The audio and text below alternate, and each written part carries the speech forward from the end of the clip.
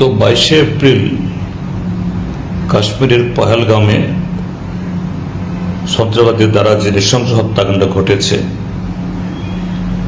তার বদলা নিতে সোজা কথা পাকিস্তান যাতে সন্ত্রাসীদের প্রতি মদত যেখানে বন্ধ করে তার উপরে চাপ সৃষ্টি করতে গতকাল রাতে আমাদের ভারতীয় বাহিনীর তরফ থেকে সেখানে খুবই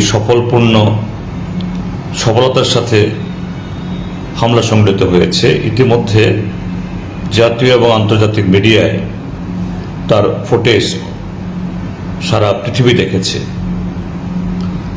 আমাদের পার্টির পলিট ব্যুরো ইতিমধ্যে এই ঘটনার প্রতিক্রিয়া ব্যক্ত করেছেন যে আমরাও চাই যে আমাদের প্রতিরক্ষা বাহিনী পাকিস্তানের উপরে চাপ তারা অব্যাহত রাখুক যতদিন না পাকিস্তান তাদের নাশকতামূলক কাজকর্ম বন্ধ করবে এবং পহেলগামের খুনিদেরকে হস্তান্তর করবে।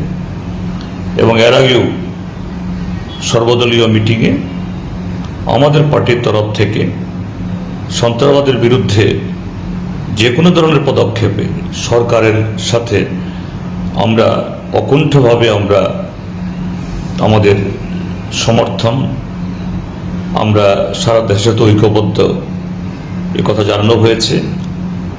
আজকের ঘটনা এবং পরবর্তী সময়েতেও আমাদের এই ঐক্যবদ্ধ শক্তি পাকিস্তানকে এবং সন্ত্রাসবাদকে দমনে সাহায্য করবে এটা আশা করি এবং পাকিস্তান এ থেকে শিক্ষা নেবে এটা সারা দেশবাসীর সাথে আমরাও এবং ব্যক্তিগতভাবে আমিও আমার এই দৃঢ় বিশ্বাস রাখছি।